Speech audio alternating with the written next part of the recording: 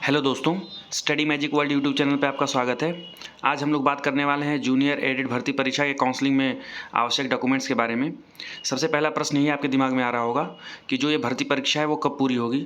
इसके बारे में एग्जैक्ट जानकारी नहीं है, लेकिन हम क्या कर सकते हैं, जो भी डॉक्यूमेंट्स आवश्यक है उस डॉक्यूमेंट्स को हम प्रिपेयर करके रख सकते हैं, ताकि अंतिम समय में जब प्रक्रिया अचानक से चालू हो जाए तो उस समय हमें परेशानी न झेलनी पड़े।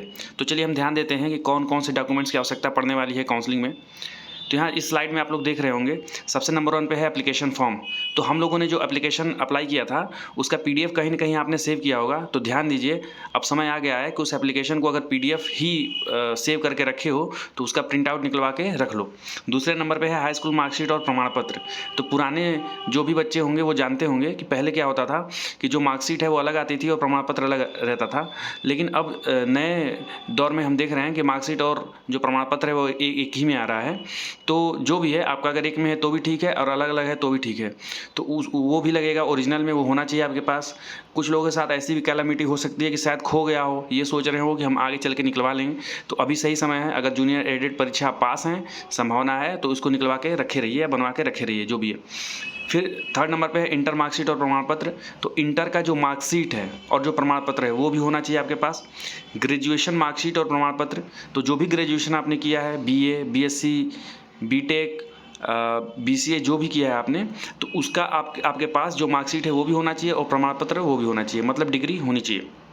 नेक्स्ट है आपके पास जो भी ट्रेनिंग आपने लिया है, ट्रेनिंग इन द सेंस कि अगर आपने डीएलएड किया है या फिर बीटीसी किया है या फिर बीएड किया है, तीनों में से कोई भी किया है, तो उसका जो मार्कशीट उसका है वो होना चाहिए आपके पास, और साथ ही साथ उसका जो प्रमाण पत्र है वो भी होना चाहिए।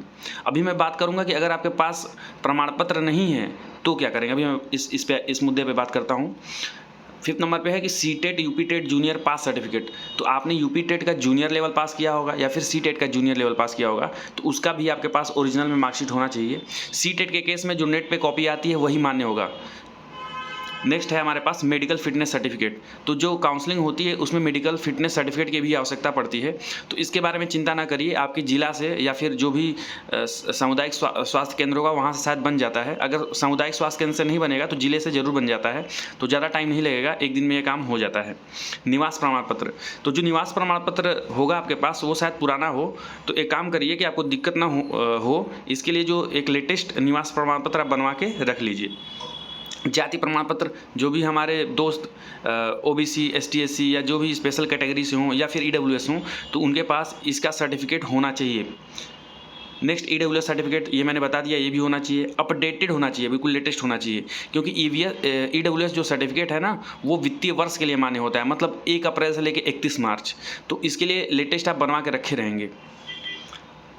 उदाहरण के लिए, अगर आपके पास 2020 में बना हुआ ईडब्ल्यूएस सर्टिफिकेट है और अगर आपने जनवरी में बनवाया हुआ है, तो जनवरी में बनाया हुआ जो ईडब्ल्यूएस सर्टिफिकेट है वो 31 मार्च को ही एक्सपायर हो जाएगा। 1 अप्रैल से आपका वित्तीय वर्ष दूसरा चालू हो जाएगा, तो 1 अप्रैल के बाद वाला सर्टिफिकेट आपके पास होना चाहिए।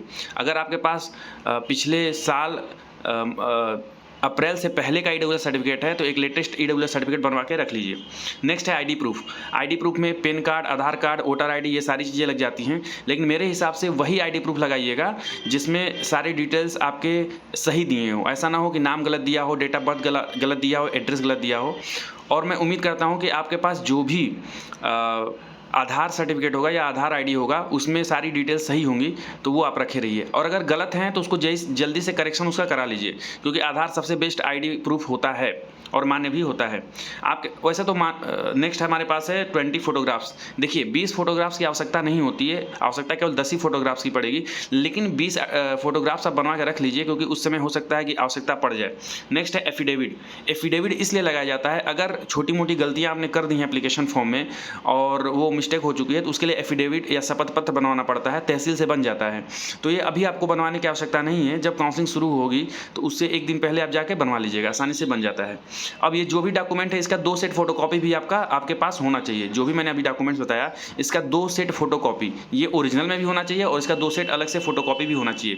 डीडी, डिमांड ड्राफ्ट, जो भी डीडी होगा वो उसी समय बताया जाएगा, तो बनवा लेंगे, इसमें टाइम नहीं लगता है। तो उम्मीद करता हूँ ये आपको इन्फॉर्मेशन सही लगी होगी। तो आप ये सारी चीज़ों को तैयार करके रखे रहिए, डॉक्यूमेंट्स को तैयार करके रखे रहिए, और आपके लिए बेस्ट ऑफ लक है कि भर्ती प्रक्रिया जल्दी शुरू हो। और अगर आपको ये इन्फॉर्मेशन सही लगी हो, अच्छी लगी हो, तो मेरे चैनल को सब्सक्राइब करिए, वीडियो को लाइक करिए और जो सुझाव हो उसको कमेंट करिए। धन्यवाद।